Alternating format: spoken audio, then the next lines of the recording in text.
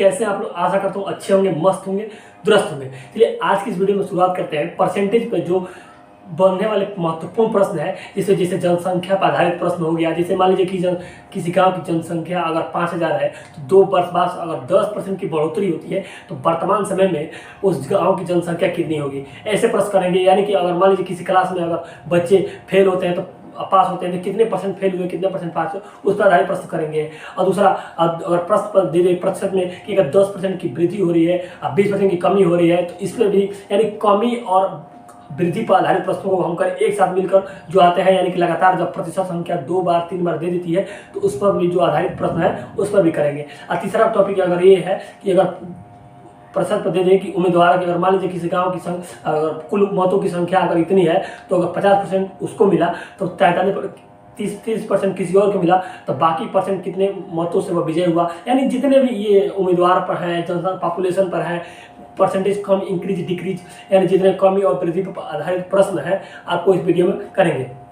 अगर आपने इसके पहले वाला वीडियो प्रतिशत वाला नहीं देखा है तो डिस्क्रिप्शन में जाकर दिए गए लिंक पर या आई बटन पर उस पर क्लिक करके वीडियो को देख सकते हैं। तो चलिए बिना देरी करते प्रारंभ करते हैं। अगर आप हमारे चैनल के नए व्यूअर हैं, चैनल को जरूर सब्सक्राइब कर लें और बेल आइकन को भी प्रेस कर लें। प्रश्न आपको दिख रहा होगा, यानी कि अगर प्रश्न आपको ऐसे दे दे, अगर एक व्यक्ति की कुल आय अगर आय 10% की बढ़ोतरी है, यानी कि अगर मान लीजिए उसकी आय जो है अगर 10% की बढ़ रहा है और फिर कुछ दिन बाद 20% बढ़ रहा है, यानी अगर 10% बढ़ गया फिर उसके दिन में कुछ दिन बाद 20% बढ़ गया तो कह रहा है कि इस प्रकार व्यक्ति की कुल कितनी प्रतिशत आय की बढ़ोतरी हुई है। यानी कि आज 10% बढ़ा, कल 20% बढ़ा। देखिए अगर ऐसे प्रश्न आपको दे दे तो देखिए आपको बेसिक तरीका से बनाने के लिए सबसे आसान तरीका है, अगर मान लीजिए बढ़ता है यानी कि वृद्धि हो रहा है तो जब वृद्धि तो पहले दिन है 10% की बढ़ोतरी हो रही है, तो जब वृद्धि हो तो क्या करेंगे, प्लस लगाएंगे, और जब कमी हो तो उसके लिए क्या करेंगे, माइनस लगाएंगे। तो देखिए वृद्धि हो रहा है तो 10%, यानी कि फिर कितना हो रहा है, 20% की वृद्धि हो रहा है। तो अगर आपको इसको बेसिक से बनाना तो काफी लंबा समय लग सकता है।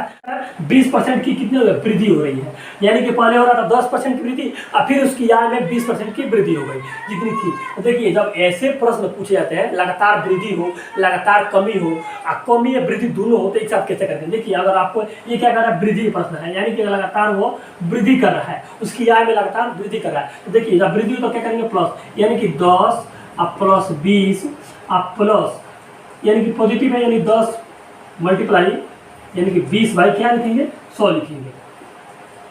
यानी कि पहले 10% की वृद्धि हुई और फिर 10-20% वृद्धि। ये इसको कहते हैं नेट स्क्वायर का फार्मूला, नेट स्क्वायर का फार्मूला।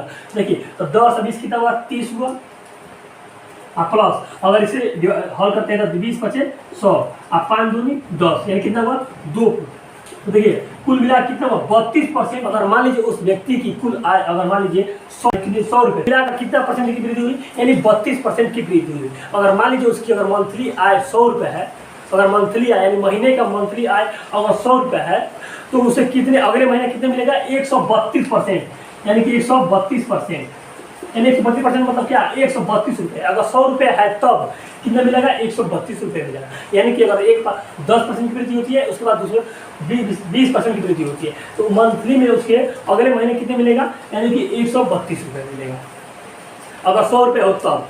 इसी तरह अगले प्रश्न चलते हैं। अगर प्रश्न आपको दे कि एक कारखाने में उत्पादन से पहले कितने 25% की वृद्धि होती है, यानी कि अगर मान लीजिए कि अगर कोई कारखाना है, कोई वस्तु का सामान का उत्पादन करता है तो 25% की वृद्धि होती है, लेकिन कुछ समय बाद 15% का लॉस हो जाता है, यानी कि अगर कुछ समय बाद कितने 15% की कमी हो जाती है। तो बताइए तो इस कारखाने में उत्पादन में कितने परसेंट की कमी या वृद्धि हुई है।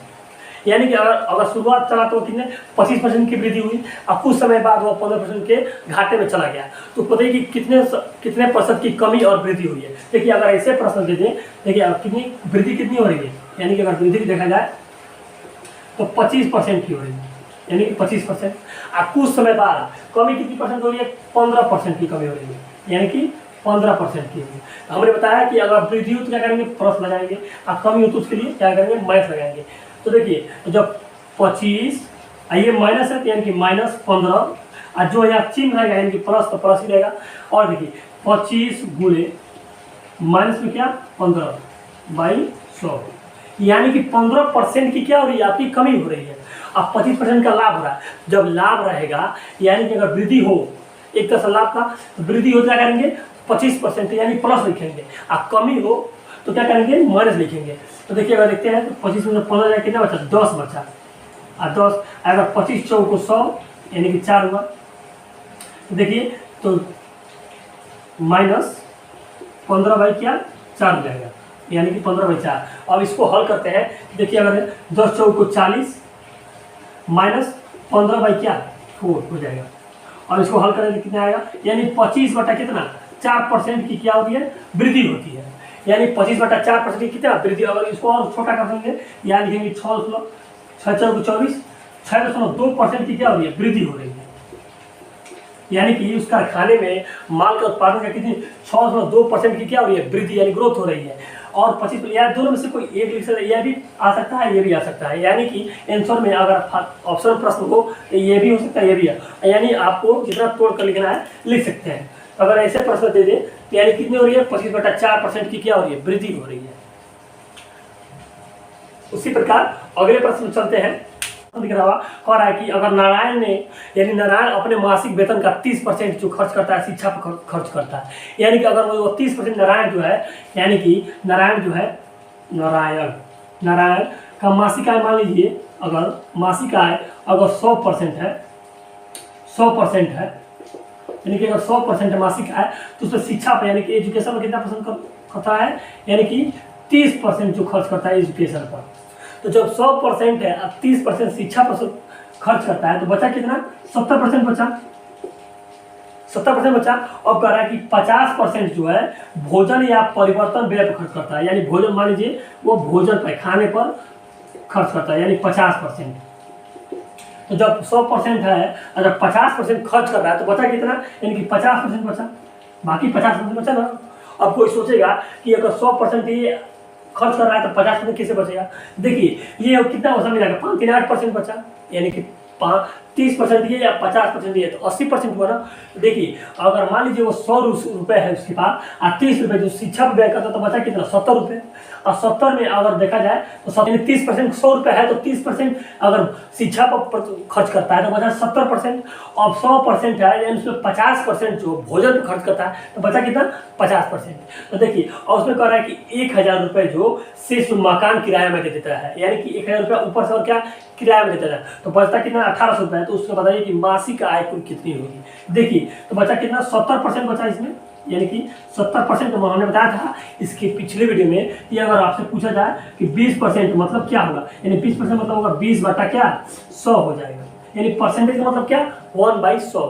तो देखिए 70% पूछा तो यानी 70 बटा क्या हो जाएगा 100 हो जाएगा, मल्टीप्लाई 50% है यानी शिक्षा व्यय करता है तो 50 गुणे 100 हो जाएगा। अब 50% खर्च करता है तो बचा कितना 70%, तो 70% मतलब 70 बटा 100।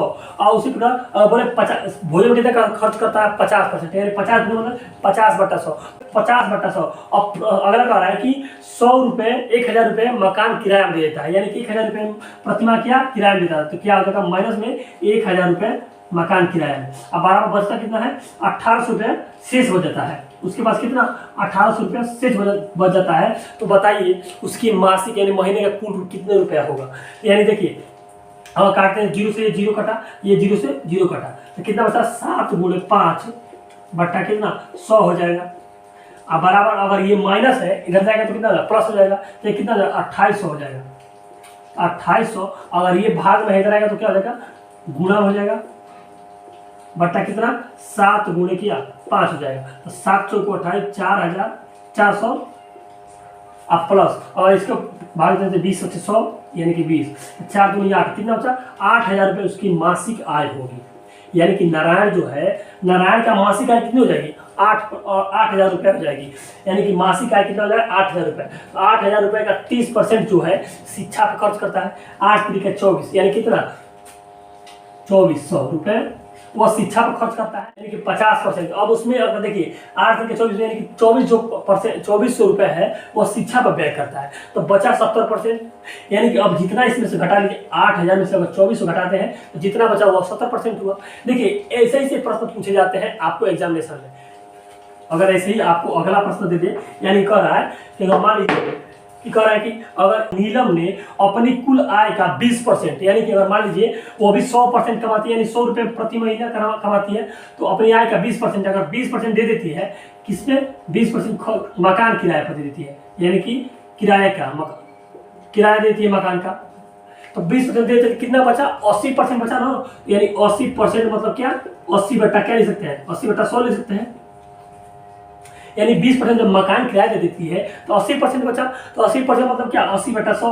अब कह रहा है कि 70% जो घरेलू खर्चे हैं, दवा दारू या खाद्य सामग्री जो भी हो, तो देखिए जब 70% वो दे देती है, तो जब 70% वो खाद्य सामग्री देती है, खर्च हो जाता है, तो कितना बचा 30% बचा इसमें।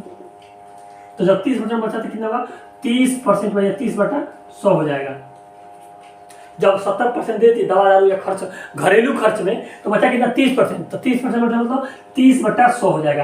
अब कह रहा है कि इसमें अगर उनकी कुल बचत, यानी कि अगर खर्च करती है, तो यदि वो 3600 की बचत करती है, कितना 3600 रुपये प्रति महीना बचा लेती है, 3600 रुपये बचत करती है, तो हमें क्या करना है उसकी कुल आय ज्ञात करनी है। तो जब 3600 रुपये बचा लेती है, तो हमें उसकी क्या करना है, देखिए ये हो कट गया, ये 0 से 0 कट गया। अब देखिए 8 गुणे 3 बट्टा क्या हो जाएगा 100 बट्टा बराबर 3600।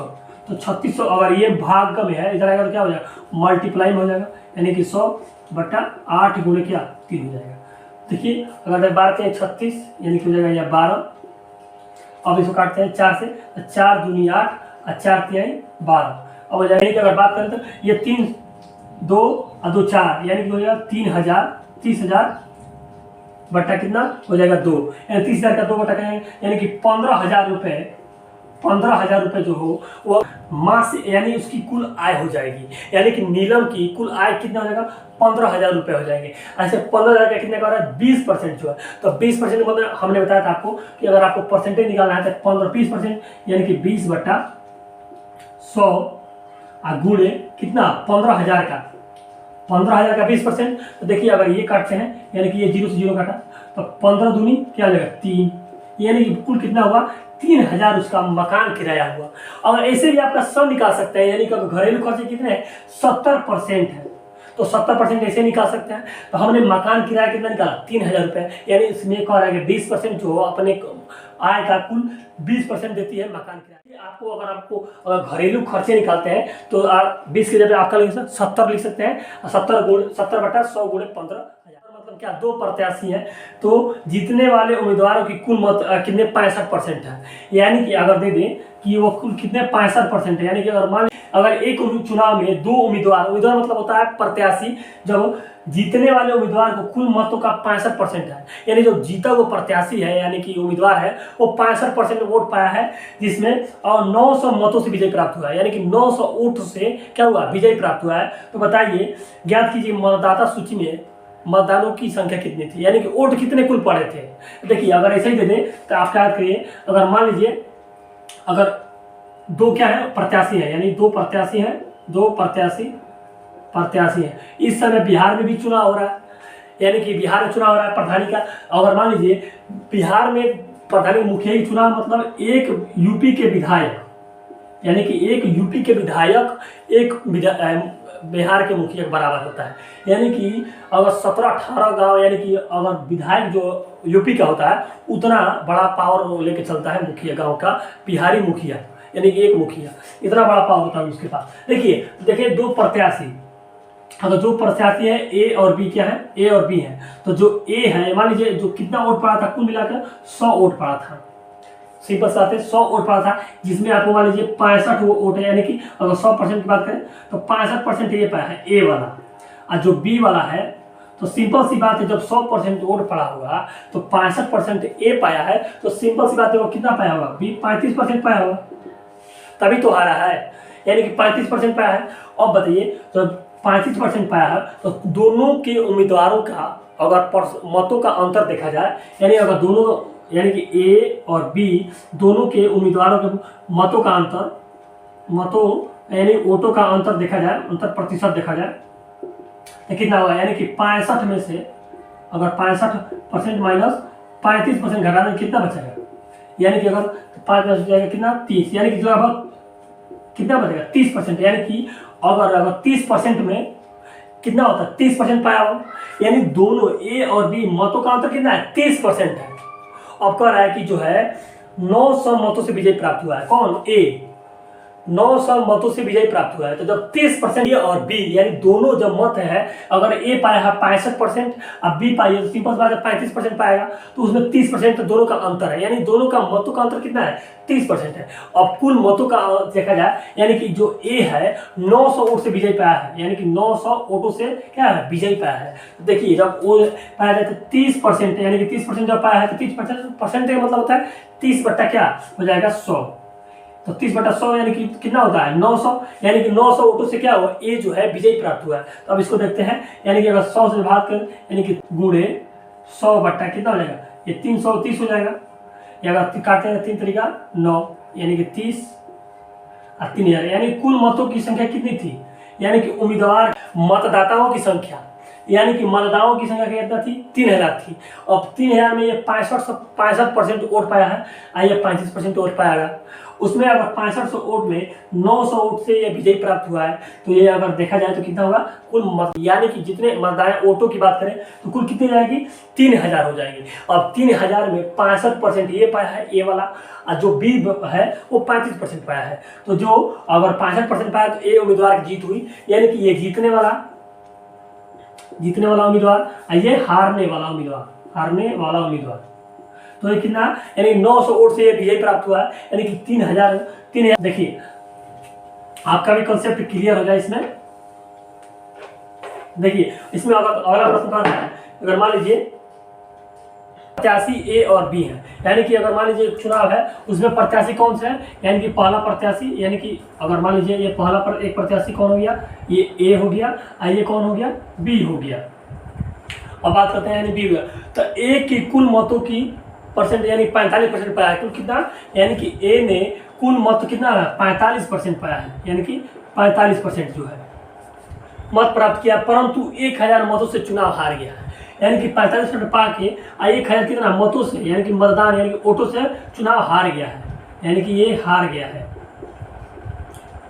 है। तो कुल मतदाताओं की संख्या ज्ञात कीजिए। जैसे मान लीजिए अगर ये 45% पाया है और कुल अगर 100% है, यानी कि अगर 100% है तो 45% पाया तो ये कितना होगा, यानी कि ये होगा 55% जो बी है। तो जब बी 55% पाया है तो जीता होगा, यानी कि ये अगर जीता हुआ प्रत्याशी है, ये हारा हुआ प्रत्याशी है, 1000 वोट से हार गया और ये 55% पाकर ये देखिए इसमें कितना क्या होता है। देखिए जब दोनों मतों का यानी कि जब दोनों प्रत्याशी के मतों का अंतर देखा जाए, यानी कि ए और बी के मतदाताओं के अंतर देखा जाए तो कितना होगा, यानी कि ए और बी के मतों का अंतर कितना होगा, यानी कि बात करें 55 माइनस कितना 45%, यानी कि तो कितना होगा, यानी कि दोनों का देखा जाए तो कितना होगा 10% होगा, यानी जो 10% होगा वो 1000 के बराबर होगा। बात समझिए, देखिए अगर ए जो है अगर 45% पाता है और 1000 वोट से हार गया, और उसी प्रकार अगर बी जब ए 45% पाया तो बी कितना पाएगा, सिंपल सी बात है 55% पाएगा। जब 100% वोट है तो 55% पाएगा जो जीता हुआ प्रत्याशी हो, यानी कि ये जीता हुआ है। तो जब दोनों अगर ए और बी प्रत्याशी के मतों का अंतर यानी कि दोनों के अगर प्रत्याशी ए और बी हैं उनका अंतर देखा जाए तो कितना होगा 10% होगा। तो 10% किसके बराबर होगा, हारे हुए प्रत्याशी के यानी 1000 के बराबर होगा। तो जब 10% बराबर कितना 1000 बराबर कितना 1000 के बराबर होगा ये, यानी 10/100 यानी कि बराबर किसके 1000 के बराबर होगा, यानी 1000 मतों से क्या हुआ हारा गया है वो। तो देखिए जब हारा गया 10 में 100 यानी कि 10 होगा, तो कुल मतों की संख्या कितनी हो जाएगी, यानी कि 10,000 हो जाएगा। ये मल्टीप्लाई है, भाग में ऐसा रहेगा तो क्या होगा मल्टीप्लाई हो जाएगा। तो कुल मतों की संख्या कितनी हो जाएगी, यानी कि वोटों की संख्या कितनी हो जाएगी, कुल 10,000 हो जाएगी। तो 10,000 में ये 45% पाया है और ये हो पाया है 55%। ए और बी यानी कि अगर प्रत्याशी दिए हैं यानी ए और बी के मतदाताओं के मत अंतर देखा जाए तो कितना 10% होगा। अगर प्रत्याशी जो हारा है या जीता है, जितना भी मतों से हारा है उतना मतों से उसके बराबर किसके बराबर होगा, यानी कि दोनों प्रत्याशी के मतों का अंतर के बराबर होगा। एक बार सुनिए कि अगर ए और बी मतों का अंतर अगर प्रत्याशी अगर हारा है, जितना वोटों से अगर हारा है जीता है, उसके वोटों के बराबर होगा। यानी अगर 10% है तो किसके बराबर होगा? 1000 के बराबर होगा, क्योंकि ये प्रत्याशी हारा है। अगर यही प्रत्याशी अगर दे दे कि 900 चाहे अगर 1000 वोटों से जीता हुआ है तो अंतरों के बराबर होगा, यानी कि जितना यहाँ पर देगा उसके अंतरों के बराबर होगा।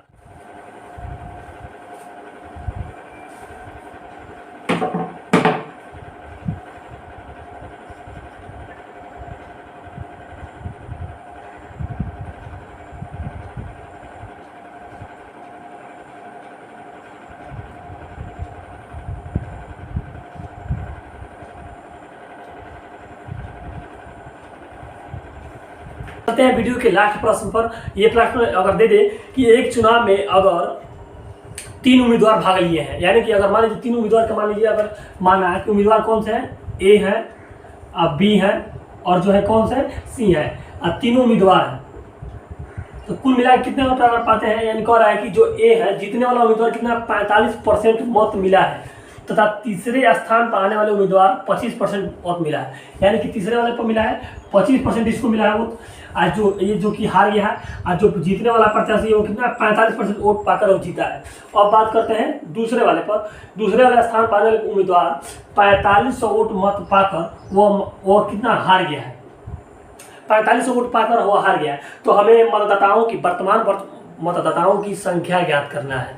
देखिए, तो जब ए 45% पाया है और सी जो 25% पाया है, अब हम लोग बी का पता नहीं है कि बी कितना परसेंट पाया होगा। तो देखिए, अगर तीनों का देखा जाए अंतर, यानी कि ए और बी और सी के मतों का अगर अंतर आपको देखा जाए तो मान लीजिए अगर ये 100% कुल मिलाकर है वोट, जिसमें 45% ए पाया है और 25% जो है बी पाया है, सी पाया है, तो हमें बी का अगर देखा जाए, बी का पहले हम निकालते हैं तो कितना परसेंट होगा। तो देखिए, मतों का अगर अंतर देखा जाए, अंतर तो देखिए तो ये कितना, यानी कि हमें अगर 100 अगर बी का निकालना है, अगर बी का निकालना है तभी ये दोनों को जोड़ेंगे तभी ना, अगर 100 में से घटाएंगे तो बी का मान निकलेगा। अगर ये दोनों को जोड़ते हैं ए और सी का तब बी का मान निकलेगा। तो ए और सी 45 माइनस प्लस कितना 25%, तो जब 100 माइनस ये होगा कितना 70, यानी ये 70% होगा। तो इसमें घटाएंगे कितना होगा 30% जो है किसका है, 30% किसका निकला? हमें बी का निकला। यानी कि अगर 45% ए पाया है और बी जो 30% पाया है और सी जो कितना पाया है 25% पाया है। अब हमें देखते हैं, देखिए जब ये जीता हुआ है, यानी कि ये जीता हुआ प्रत्याशी है, ये दोनों हारा हुआ है, यानी दोनों ये प्रत्याशी कौन है? हारे हुए हैं। तो जब हमें निकालना है मतों का अगर अंतर, यानी कि उम्मीदवारों का मतदाताओं का अंतर देखा जाए, देखिए तो जब मतों का यानी कि ए का अगर मतों का अंतर देखा जाए तो अंतर कितना होगा बी की तुलना में, तो बी की तुलना में, यानी कि 45 माइनस कितना 30% जो है कितना 4500 के बराबर है, जो 4500 वोट पाकर भी हार चुका है। तो देखिए, तो 45 प्लस कितना 30%, तो कितना हुआ? ये हुआ 15% के बराबर है। यानी कि हारा हुआ प्रत्याशी जो बी है वो 4500 वोट कितने 15% के बराबर है। जो हारा हुआ प्रत्याशी है वो 45 वोटों से हारा है, वो 15% के क्या है? बराबर है। तो जब 15% के बराबर है तो देखिए जब 15% यानी कि 15 बटा क्या 100 हो जाएगा। किसके बराबर है? 4500 के बराबर है, 4500 के बराबर है, क्योंकि हमें बी का मान पूछ रहा है, यानी कि बी का वो कितना वोट से हारा है, तो उसका हम वैल्यू कितना है 45 वोट से हारा है। देखिए अगर इसको देखते हैं तो क्या होगा कि 4500 गुणे 100 बटा कितना 15 3 45, ये हुआ 300 और गुणे ये 30,000, यानी कुल मतदाताओं की संख्या कितना हुआ 30,000 हुआ। 30,000 कितना हुआ मतदाताओं की संख्या हुई, यानी वोटों यानी वोटों की संख्या कितनी हो जाएगी 30,000 हो जाएगी। 30,000 में 45% ये पाया है और जो बी है वो भी 3 तरीका यानी 30% पाया है। 30,000 का 30% यानी कि लगभग, और 25% पाया, 25 से 75 लगभग 7,500 कौन पाया है? बी सी पाया है, जिसमें 4500 वोट पाकर भी हार गया है। तो कितनी है 30,000 है, और 30,000 में 45% पाकर जीत गया है और 30% बी पाया है, जिसमें 45 वोटों से वो हार चुका है। और 25% जो है ये 30,000 का 25% ये सी पाया है, यानी 25 तिहाई कितना 75, 7,500 वोट ये सी पाया। आशा करता हूँ आपको ये बेसिक और जो प्रश्न इसमें अलग अलग टाइप के प्रश्न है, यानी अलग अलग भाग के प्रश्न आपको मैंने इस वीडियो में क्लियर कराया। तो अगर वीडियो अगर अच्छा लगा तो अपने दोस्तों के साथ भी शेयर करिए, और आप चैनल पर नए हैं चैनल को जरूर सब्सक्राइब और लाइक करें। आज के लिए इतना ही। Thank you for watching. जय हिंद, जय भारत, वंदे मातरम दोस्तों।